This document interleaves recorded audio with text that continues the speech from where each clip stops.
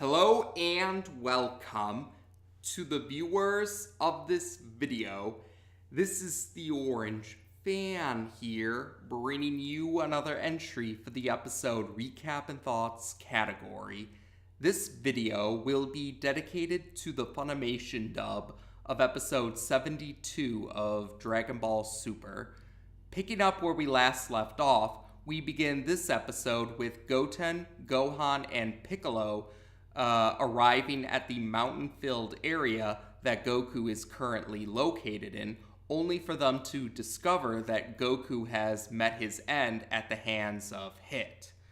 Piccolo attempts to revive Goku using energy-powered chest compressions, but then he notices something in the sky. The energy blast that Goku launched into the sky in the previous episode is falling back down from the sky, and Piccolo seems to have come to a realization when he sees this. Piccolo instructs Goten and Gohan to stand clear, and when they do so, they see that the energy blast actually restarts Goku's heart, so Goku is alive again.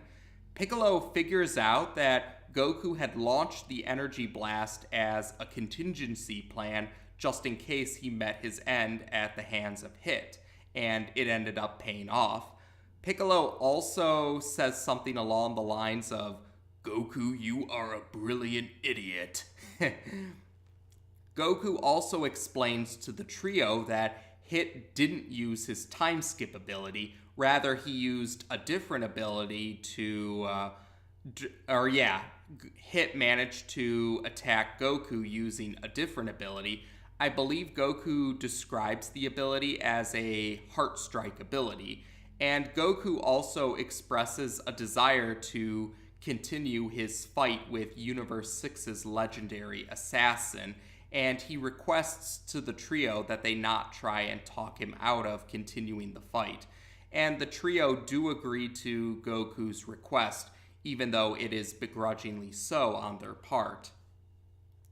So Goku calls out to Hit, figuring that Hit is still in the area, and he says that he wants to continue his fight with Hit. Hit suppresses his energy signature, but he does respond loud enough for Goku and the trio of Goten, Gohan, and Piccolo to hear him, and Hit responds that there's no point to continue the fight because the contract has been fulfilled, even though Goku was brought back to life afterwards.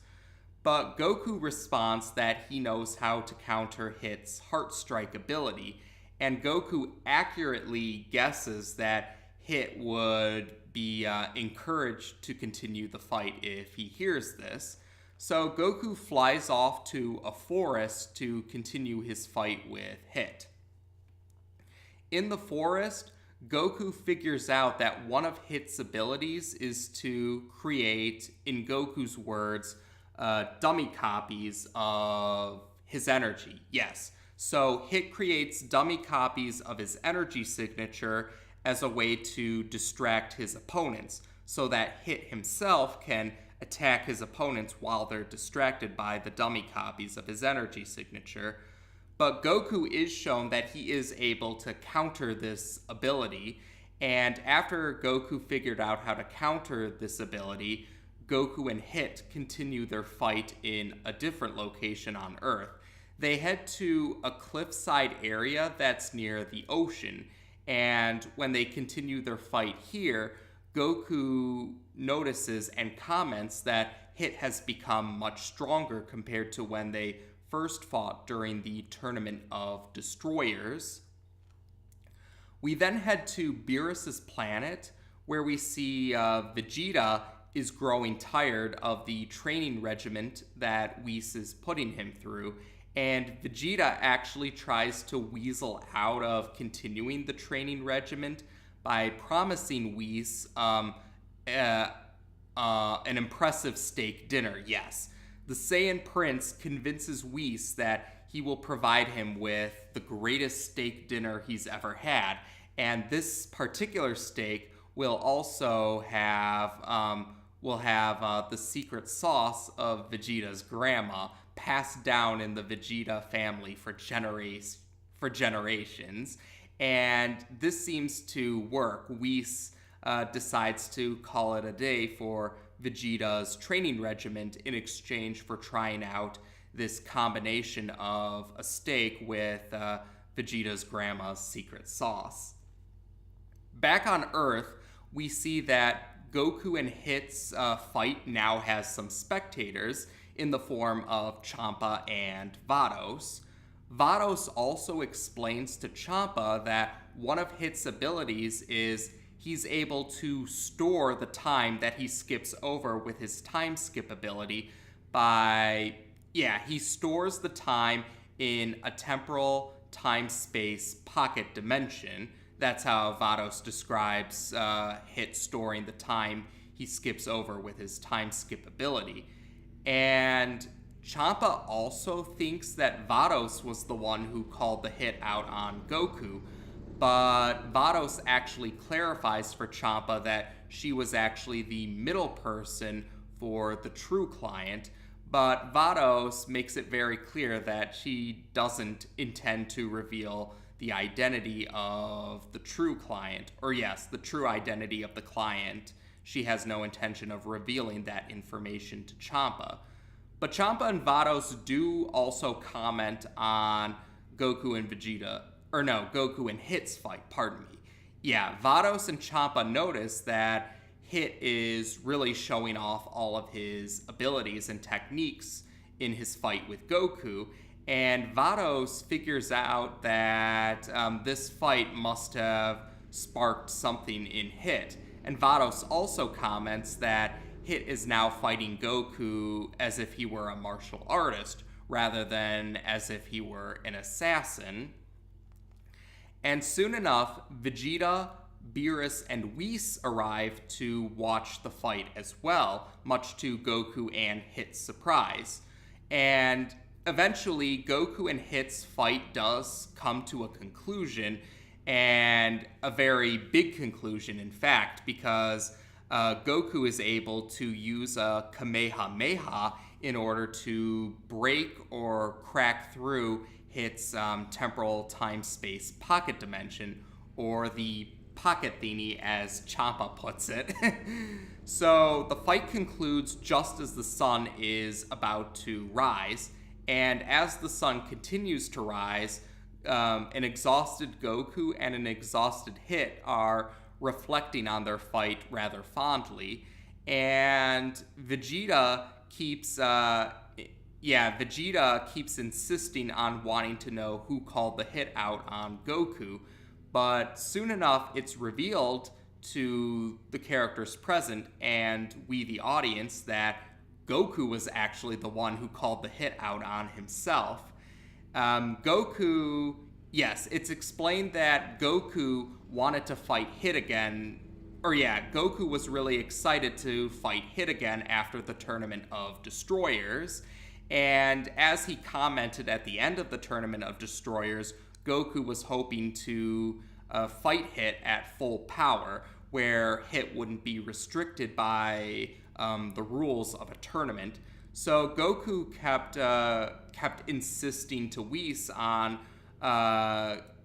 arranging a fight with Hit, and Whis actually went to Vados to help him out with arranging the fight. And Goku also admitted that he didn't, Goku kept secret about being the one who called the hit out on himself because he figured that Hit not knowing the identity of his client, or the true identity of his client, would encourage Hit to fight at full power. And Hit is just amused that Goku would go to such lengths just to get a great fight. So Hit is talking in a joking manner, or he sounds like he's just playing along, but Hit questions Goku if there's a deadline for this particular mission. And Goku says, nah, there's no deadline, it's pretty loose. Goku describes it as being pretty loose. So Hit, again, it comes off as being in a joking manner, but Hit tells Goku that he better watch his back because Hit will come back to finish the job another time. So the three characters from Universe 6, then leave to return to their own universe. And after they do so, we see Goten, Gohan, Piccolo, and Chi-Chi all arriving where Goku, Vegeta, Beerus, and Whis are currently located at. Chi-Chi reveals that she found out from Piccolo about how someone called a hit out on Goku, and Chi-Chi is convinced that Frost was the client who called a hit out on Goku. So Goku pulls the Saiyan Prince aside, and he whispers to Vegeta that he doesn't want Chi-Chi to know the truth about who called the hit out on him. And the episode ends with the episode ends with Whis and Beerus reminding Vegeta that he promised them a great steak dinner with the secret sauce of his grandmother. So Vegeta is now trying to figure out how he's going to make good on this promise that he made up just to get out of his training regiment. So there you go. This episode concludes the hit two-parter, and yeah, we now know who the true client was who called the hit out on Goku. It was Goku himself, and yes, that does seem like a very Goku thing of him to do. Yeah, I could definitely see Goku going the lengths of calling a hit out on himself just so that he can have a rematch with Universe 6's legendary assassin. And otherwise, speaking of Hit himself, yeah, I did enjoy this two-parter because we did get to see more of Hit's abilities and his techniques beyond his time skip ability. And I do think Matt Mercer continues to deliver a great performance as Hit. And the other thing I liked about this two-parter was we did get to see more of Hit's character beyond just being Universe 6's legendary assassin. I think this two-parter actually humanized Hit in some ways. Well, Hit's an alien, but I trust you understand what I mean by that. But yeah, I do feel like Hit feels more humanized through this two-parter. And that's actually why I don't have a problem with how the Funimation dub of the previous episode had Hit say, "Time to make the donuts." Because yes, that seems to have caused quite a bit of controversy for some fans, but yeah, I personally didn't mind Hit saying "time to make the donuts," because I did clarify, or I did check with some relatives of mine, and they do confirm that "time to make the donuts" actually is an old figure of speech that refers to someone getting to work. So Hit saying "time to make the donuts" in the spirit of meaning time to get to work means Hit still was saying the general point of what he said in the subversion. It's just not word for word the same. And I also think that Matt Mercer's delivery of the line still made it sound really intimidating and pretty cool sounding, actually. So that's why I didn't personally mind the line. So going along with that, I do think that the line just helps to humanize Hit a bit more and show there's more to him than just being a legendary assassin. So yeah, I can understand why the "time to make the donuts" line isn't everyone's favorite line in the Funimation dub, but at the same time, I can't help but feel that that certain fans or certain viewers that are going so far as to claim that the line is so damaging to the point that it will divide dub and sub fans into feeling like they're watching two completely different shows. I feel like certain viewers with those sentiments are making a mountain out of a molehill. Like I said, I mean, the line still gets the same general point across, given what it's a figure of speech for. It's just not word for word the same. It's not a change of consequence, is what I feel. I feel it's not a change that dramatically changes the story or the characters. It feels more like an innocuous change to me, but I digress. So yes, like I said, I enjoyed Matt Mercer's performance as Hit, and I think he does a good job of portraying Hit as a cool, intimidating character, but also showing Hit's more humanized characteristics. And otherwise, yeah, it was cool to see Champa and Vados again. We did see them again recently in the baseball episode, but it was cool to see them return again. And I also did like Goten, Gohan, and Piccolo showing care for Goku. Like, they did agree to Goku's requests, but it was pretty clear it wasn't, or yeah, it was rather begrudgingly on their part. Or Piccolo commented that Goku's made some stupid decisions before. And actually, while I'm thinking about it, some relatives that were watching the episode as well, they did comment that this episode in particular kind of highlighted for them how Goku has made some dumb or reckless decisions. Like, yes, Goku has a track record of making some reckless or dumb decisions before, but apparently this episode really made that stand out for certain relatives of mine. So that was definitely interesting to see their reactions. And that's part of what I like about watching the dub and seeing some of my relatives who have no knowledge of what's going to go on in the dub. It's interesting to see their reactions as they go in blind when they watch the Funimation dub, as new episodes of the Funimation dub air on Toonami.